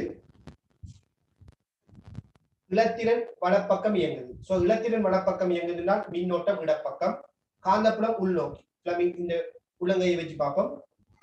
இலத்திரன் இடப்பக்கம், மின்னோட்டம் இடப்பக்கம், காந்தப்புலம் உள்நோக்கி. அப்ப விசை கீழ் நோக்கி வரும். அப்ப இலத்திரன் மீது விசை கீழ் நோக்கி தொழிற்படுறதால இந்த இலத்திரன் இயக்க பாதை இப்படியான ஒரு பாதையா இருந்துச்சு இல்லையா? சோ நான் கூட பேசல. சோ பொருத்தமான விட 4ஆவதா அளிக்க முடியும் இல்லையா? பொருத்தமான விட 4ஆவதா அளிக்க முடியும். சோ இந்த கேள்வியில சொல்லிட்டாங்க காந்தப்புலம் நல்லா பறந்திருக்குதுன்னு சொல்றாங்க. சில பேர் இப்படி யோசிக்கலாம், காந்தப்புலத்தை விட்டு இப்படி வெளியில வந்துடாதா, இப்படி போய்த்திராதான்னு யோசிக்கலாம். காந்தப்புலத்தை விட்டு இப்படி வெளியில வந்திருக்காதான்னு யோசிக்கலாம். சோ கேள்வியில சொல்லி இருக்கிறாங்க காந்தப்புலம் பெரிய பரப்பளவிற்கு பறந்திருக்குதுன்னு சொல்றாங்க. சோ பெரிய அளவுல காந்தப்புல பிரதேசம் இருக்கிறதால நிச்சயமா அது ஒரு வட்டப்பாதையில இயங்கும். எனவே அந்த வட்டப்பாதை இப்படியான ஒரு வட்டப்பாதையா இருக்கு. சோ பொருத்தமான விட 4ஆவது. எது பிரச்சனை இருந்தா சொல்லுங்க. இதே மாதிரி கேள்விகள் நாம பார்த்துட்டோம். எதுவும் சிக்கல் இருந்தா சொல்லுங்க. இப்ப 49வது கேள்விக்கு போறோம். 49வது கேள்வி சமன்பாடோட தொடர்புடைய கேள்விகள்.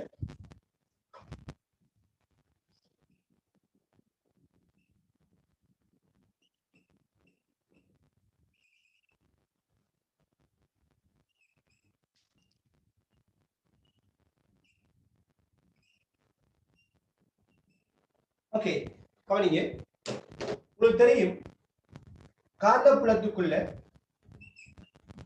ஒரு ஏற்றம் இயங்கும் போது அந்த ஏற்றத்தின் மீது தொழிற்படுற விசைக்கான சமன்பாடு F சமன் BVQ அப்படிங்கிறதால தரப்படும் இல்லையா? F சமன் BVQங்கிறதால தரப்படும். இந்த விசை ஒரு மைய நாட்ட விசையாக தொழிற்படுறதாலதான், அதாவது வேகத்துக்கு செங்குத்தாக இந்த விசை தொழிற்படுறதாலதான் இந்த விசை காரணமாக ஏற்ற துணிக்கைகள் வட்டப்பாதையில இயங்குது.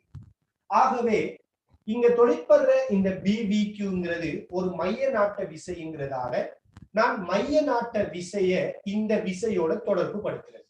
அதாவது ஒரு ஏற்ற துணிக்கைய திணிவு எம்மா இருந்தால் அதுல தொடரி கதி வியா இருந்தால் மைய நாட்ட விசைக்கு சமன்பாடு என்ன?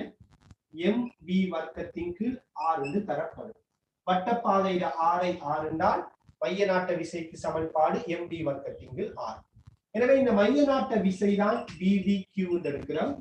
சோ இப்ப நம்ம இது ரெண்டையும் சமப்படுத்தும் போது பாருங்க, இந்த Vயும் ஒரு Vயும் வெட்டுப்படும். ஆகவே MB இங்கில் R சமன் BQ வரும். இதுல இருந்து R சமன் MB இங்கில் BQ வந்து சேரும் இல்லையா? எனவே காந்தப்புலத்துக்குள்ள இயங்கக்கூடிய ஒரு துணிக்கையினது வட்டப்பாதையினது ஆரைக்கான சமன்பாடு MB இங்கில் BQ ஆக இருக்கு. ரொம்ப இலகுவான ஒரு சமன்பாடு.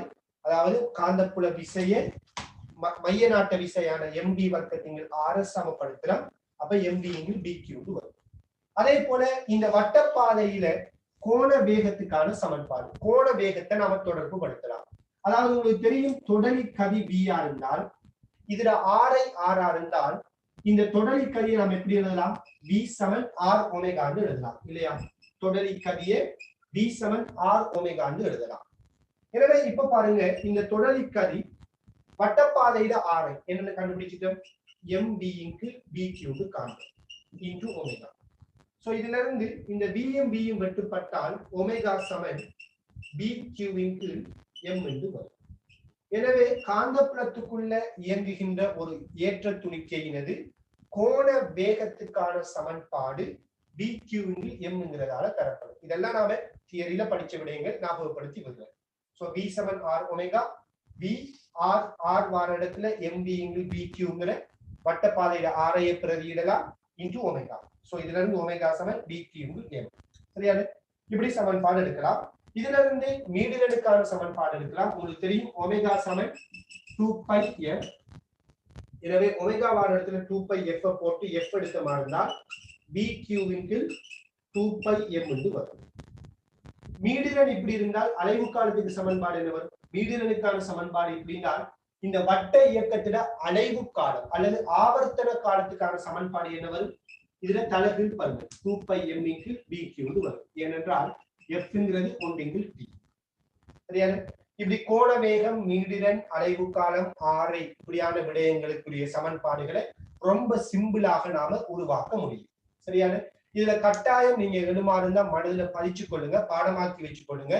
ரைட்? வேகமா செய்யறதுக்கு உதவக்கூடியது இந்த காந்தப்புலத்துக்குள்ள வட்டப்பாதையினது RI MB இன்டு BQங்கிற சமன்பாட்டால தரப்படும். சரியான? இதை ஏழுமா இருந்தால் மனதில பதிச்சு கொள்ளுங்க. அடுத்தது இந்த கோண வேகத்துக்கான சமன்பாடு BQ என்கிற இந்த கோண வேகத்துக்கான சமன்பாடு பார்த்தீங்கன்னா, இந்த சமன்பாட்டிலிருந்து நாம ஒரு முடிவுக்கு வரலாம். அதாவது என்னென்றால், இந்த சமன்பாட்டிலிருந்து நாம் என்ன முடிவுக்கு வர முடியும்னால், ஒரு ஏற்ற துணிக்கை காந்தப்புலத்துக்குள்ள இயங்கும் போது அந்த ஏற்ற துணிக்கையினது கோண வேகம் அல்லது அந்த ஏற்ற துணிக்கையினது சுற்றல் காலம் எண்ணத்துல தங்கி இருக்காதென்றால் அந்த ஏற்ற துணிக்கையினது தொடரி கதியில தங்கி இருக்காது. பாருங்க, இந்த அலைவு காலம், சுற்றல் காலம் எண்ணத்துல தங்கி இல்லை, இதுல தொடரி கதியில தங்கி இருக்காது. சரியான? ஆகவே திணிவுல தங்கி இருக்குது, காந்தப்புலத்துல தங்கி இருக்குது, ஏற்றத்துல பருமன்ல தங்கி இருக்குது. இந்த சுற்றல் காலம் எண்ணத்துல தங்கி இல்லை, இந்த தொடரி கதியில தங்கி இல்லைன்னு சொல்லலாம். ரைட்? அப்ப என்னதான் வேறுபட்ட தொடரி கதியோட வந்தாலும் அதுல சுற்றல் காலம் தொடரி கதியில தங்கி இருக்க போறதில்லை, திணிவு ஏற்றம் காந்தப்புல வலிமையில தங்கி இருக்குங்கிறது இந்த சமன்பாடு சொல்லுது. ஏன்றால் இந்த சமன்பாட்டுல கதி வராததால நாம அந்த முடிவுக்கு வரோம். ரைட்? இப்ப 49வது கேள்விக்குள்ள போறோம். 49வது கேள்வி, மின்னேற்றம் Qவையும் திணிவு M-ஐயும் இந்த பாதையில இயங்கக்கூடிய ஒரு துணிக்கையில, ரைட், காந்தப்பாய அடர்த்தில பருமன் என்று கேட்கிறாங்க. சோ பாருங்க, மீடிரனை தொடர்பு படுத்தி காந்தப்பாய அடர்த்தில பருமனை கேட்டிருக்கிறாங்க. சோ உங்களுக்கு தெரியும், மீடிரன் சமன் என்ன? BQ into 2πm. நாம எடுத்து வச்சிருக்கிறோம், மீடிரன் சமன் BQ இன்டு 2πm. சோ மீடிரன் BQ இன்டு 2πm என்றால் 2πm என்றால் B-ங்கிறது என்னதுக்கு சமம்? B-ஐ எழுவாய் மாற்றம் செய்தால் 2πmf இன்டு Q என்று வரும். எனவே மீடிரன் சமன் BQ இன்டு 2πm. ஆகவே B சமன் 2πmf இன்டு Q என்று வந்து சேரும். சோ பொருத்தமான விடை எத்தனாவது? இரண்டாவது அடிக்கும். சரியான இது ஒரு சின்ன ஒரு கேள்வி. அடுத்தது 50வது கேள்வி. 50வது கேள்வி எல்லாமே சின்ன சின்ன கேள்வி. 2009ஆம் ஆண்டு 10வது கேள்வி. 2009ஆம் ஆண்டு 10வது கேள்வி.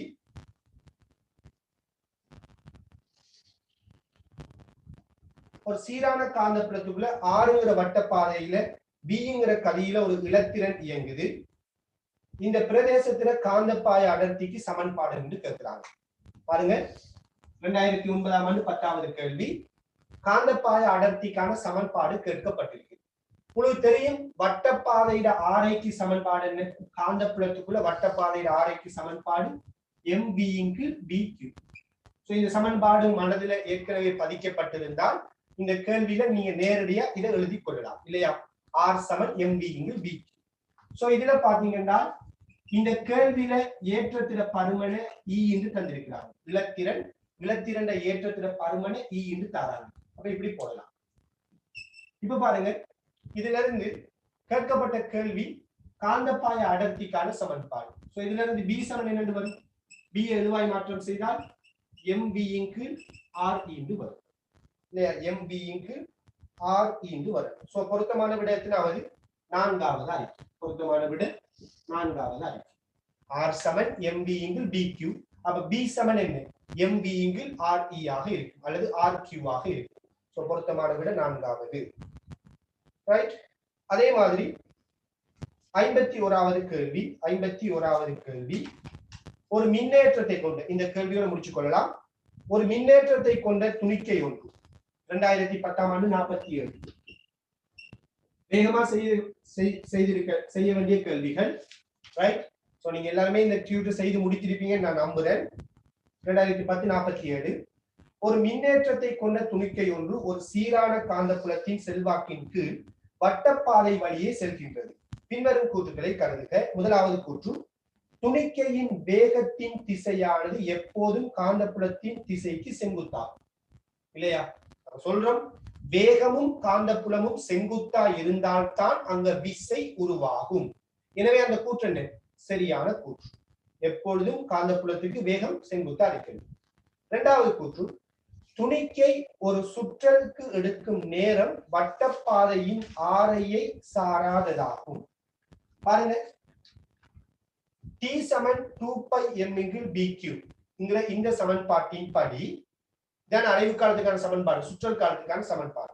இந்த சமன்பாட்டுல 2πm × bq இந்த சமன்பாட்டுல வட்டப்பாதையில ஆரை தங்கி இருக்குதா?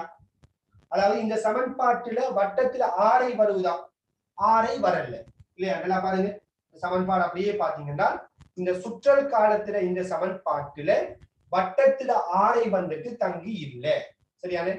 அதாவது v = r ω இந்த சமன்பாட்டை பிரதியிடக்குள்ள கோண வேகத்திலையும் பாத்தீங்கன்னா ஆரை தங்கி இல்லை. சரியான? எனவே இந்த சுற்றல் காலத்துல ஆரை என்ன செய்யாது? தங்கி இருக்காது. அதான் அந்த கூற்றுல சொல்றாங்க துணிக்கை ஒன்றின் சுற்றலுக்கு எடுக்கும் நேரம் வட்டப்பாதையில ஆரையில தங்கி இருக்காதாம். அப்ப அந்த கூற்று என்ன? சரியான கூற்று. அடுத்தது துணிக்கையின் கதி அதன் திணிவின் கீழ் ஏற்றம் எனும் விகிதத்திற்கு நேர்விகித சமனாகும்.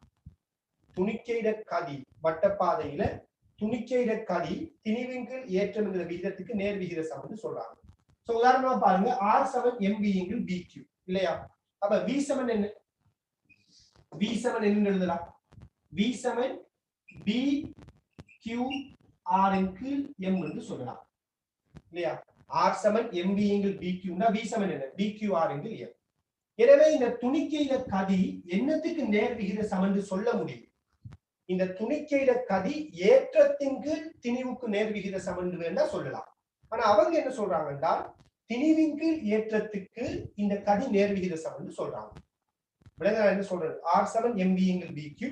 v = bq r × m. எனவே வேகமானது ஏற்றத்தின் கீழ் திணிவுக்கு நேர்விகித சமனா இருக்கிறது. ஆனா கேள்வியில மாறி சொல்லப்பட்டிருக்குது. எனவே அந்த கூற்று பிழையானது. அவங்க திணிவின் கீழ் ஏற்றம்னு சொல்றாங்க. ஆனா உண்மை என்ன? ஏற்றத்தின் கீழ் திணிவுன்னு வரும். இதுக்குத்தான் வேகம் நேர்விகித சமனா வர முடியும். எனவே அந்த கூற்றும் பிழையான கூற்று. எனவே பொருத்தமான விட A B மாத்திரம் வரும் இல்லையா? பொருத்தமான விட 4வது. இந்த டியூட்டின் படி 4வது விட வரும். ரைட். ஓகே. இப்ப நம்ம பார்த்த கேள்வி எல்லாமே சின்ன சின்ன கேள்விகள். இன்ஷா அல்லாஹ் நம்ம அடுத்த கிளாஸ்ல கடத்திகள்ல தொழிற்படக்கூடிய விசைகளோட தொடர்புடைய கேள்விகளை பார்க்கலாம். நான் நினைக்கிறேன் இன்னும் ஒரு கிளாஸ் அல்லது மொத்தமா மாடல் கேள்வியும் இருக்கிறதால இன்னும் 2 கிளாஸ்ல இன்ஷா அல்லாஹ் நாம இந்த பாடத்தை முடிக்கிறதுக்கு ட்ரை பண்ணுவோம். அடுத்தது வந்துட்டு இந்த பாடத்தை நாம ஷெட்யூல் பண்றது பெரிய ஒரு சிக்கலா இருக்குது. ஸோ இன்றைக்கு கூட சில இடங்கள்ல பாடம் நடந்து கொண்டு இருக்குது. தவிர்க்க முடியாத ஒரு சந்தர்ப்பத்துலதான் நாம இந்த கிளாஸை ஷெட்யூல் பண்ணி இருக்கிறோம். ரைட், எல்லாரையும் நாம எதிர்பார்த்து எல்லாருக்கும் சரியான ஒரு பொருத்தமான ஒரு டைமை ஷெட்யூல் பண்றது ஒரு பெரிய சிலைக்கா வந்து சேருது. ஏன்னா நேரடியான கிளாஸ் நடக்கிறதால. ரைட், எனிவே நான் சில மாற்றங்களை செய்திருக்கிறேன். அதுல குறிப்பா பேப்பர் கிளாஸுக்குரிய டைமும் தியரி கிளாஸுக்குரிய டைமும் இனிவரும் காலங்கள்ல உங்களுக்கு நான் சாட்டர்டே நாம செய்யக்கூடிய 10 மணிக்குரிய கிளாஸ் தியரி கிளாஸ் வந்துட்டு மண்டே செய்யறதுக்குரிய திட்டம் ஒன்று செய்யப்பட்டிருக்கு. மண்டே செய்யலாம்னு நான் யோசித்திருக்கிறேன். ஸோ இன்ஷா அல்லாஹ் நாம இந்த மண்டே இல்லாட்டியும் வார மண்டேல இருந்து அப்படியான ஒரு செயல்பாடு செய்யலாம். ரைட், அப்ப சாட்டர்டே தியரி கிளாஸ்ல ஒரு சேஞ்ச் ஒன்று வரும். ஏன்னா நிறைய கிளாஸ்ல வந்துட்டு கிளாஷ் ஆகுறதாலையும் அதே நேரத்துல நேரடியா ஸ்கூலும் நடைபெறதால அப்படி ஒரு நிறைய செய்ய வேண்டியிருக்குது. அதே மாதிரி பேப்பர் கிளாஸை பொறுத்தவரையில இனி வார பேப்பர் கிளாஸ்ல ஒரு பிக்சடான டைமா இந்த 7 to 8:30 நம்ம எடுத்துக்கொள்வோம். இன்னும் ஒரு பிக்சடான டைம் பெரும்பாலும் பொருந்தக்கூடிய ஒரு டைமை இன்ஷா அல்லாஹ் நாம கண்டுபிடிச்சு அதை நான் உங்களுக்கு இன்ஃபார்ம் பண்றேன். ஏன்னா டியூஸ்டே வெனிஸ்டே வந்துட்டு ஈவினிங் டைம் போடும்போது பெரிய ஒரு கிளாஷ் வந்துட்டு நிறைய பேர் வந்துட்டு மெசேஜ் அனுப்புறாங்க அன்றைக்கு அந்த நேரடியான கிளாஸ் இருக்குதுன்னு சொல்லி. எனவே அதுக்கு ஏற்றால் போல இன்ஷா அல்லாஹ் நம்ம வார வீக்ல இருந்து ஒரு சரியான ஒரு டைமை ஷெட்யூல் பண்ணிட்டு நம்ம ப்ராப்பரா வந்துட்டு பேப்பர் கிளாஸ் செய்யலாம். அடுத்து நான் இன்ஷா அல்லாஹ் 2 கிளாஸ்ல இன்ஷா அல்லாஹ் மேக்னெட்டிக் ஃபீல்ட்ல முடிப்பேன். 2 கிளாஸ் பெரும்பாலும் தேவைப்படும். ரைட், மேலதிகமா சில கேள்விகளை நம்ம பேச வேண்டி இருக்குதுனால் 3 கிளாஸ் தேவைப்படலாம். எப்படியோ நம்ம பேப்பர் கிளாஸ்ல மேக்னெட்டிக் ஃபீல்ட முடிச்சதுக்கு பிற்பாடு நாம லைட்ஸ் ஆரம்பிப்போம். ரைட், லைட்ஸ் ஆரம்பிப்போம். அதே மாதிரி ஏற்கனவே சொன்ன மாதிரி மெக்கானிக்ஸ்ல சின்ன சின்ன சிறிய கேள்விகளை நான் வீடியோ இன்ஷா அல்லாஹ் அப்லோட் பண்றேன். ரைட், வேற ஏதும் இருந்தா நீங்க சொல்லிக் கொள்ளலாம். ஜஸாக்கல்லாஹு கைர். அஸ்ஸலாமு அலைக்கும் வரஹ்மத்துல்லாஹி வபரகாத்துஹு. அடுத்து குறிப்பா கட்டாயம் நீங்க என்ன செய்து கொள்ளுங்கன்னா, கட்டாயம் நீங்க வரக்குள்ள இந்த டியூட்ல கேள்விலாம் செய்துட்டு வாங்க. ஏன்னா நம்ம வேகமா செய்யணுமா இருந்தா நீங்களே அதுக்கேற்ற மாதிரி இருக்கணும். ரைட், ஸோ நீங்க அடுத்து வந்துட்டு இந்த நம்ம பேப்பர் கிளாஸ் தியரியை படிச்சு இப்ப நம்ம இந்த பேப்பர் கிளாஸ்ல அவ்வளவு கேள்வி நம்ம செய்யற மாதிரி இருந்தா இதுக்கு பிறகு மேக்னெட்டிக் ஃபீல்டுங்கிற ஒரு பாடம் கஷ்டமான பாடமா இருக்கக்கூடாது. அதுக்கேற்ற மாதிரி நீங்க உங்களை பலப்படுத்திக் கொள்ளணும். எல்லோரும் சந்தர்ப்பம் நம்ம டியூட் எல்லாத்தையும் கேள்வி எல்லாம் செய்யணும், தியரி எல்லாம் ஒழுங்கா படிச்சுட்டோம். அப்ப இதுக்கு பிறகு உங்களுக்கு மேக்னெட்டிக் ஃபீல்ட் எப்படி இருக்கணும்னா ரொம்ப சிம்பிளான ஒரு பாடமா மாறும். அதுக்கேற்ற மாதிரி நீங்க என்ன செய்ய கட்டாயம் தனிப்பட்ட ரீதியா முயற்சி செய்து கொள்ளுங்க. சரியா? ஓகே, ஜஸாக்கல்லாஹு கைர்.